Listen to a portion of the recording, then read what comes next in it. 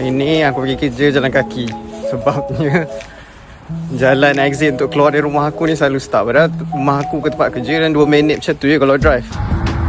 Tengok hujan dia. Macam tu jam dia. Kalau aku pun sama beratur dengan diorang, tak tahulah, ada kot 20 minit, setengah jam gitu. Tu lah korang tengok, beratur sampai sini. Biasa masuk kerja pukul 7 pagi, balik pukul 4 petang gitu. 9 jam supaya lampu go.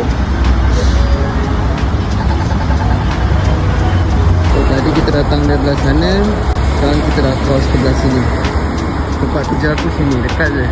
Highway yang membahagikan antara rumah aku dan tempat kerja. Sebab jambatan tu cuma ada 2 lane je. Highway pula ada 4 lane, so yang macam tercekis. Biasa dia jadi Selasa, Rabu, Khamis. Sebab Isnin, Jumaat biasa orang work from home je.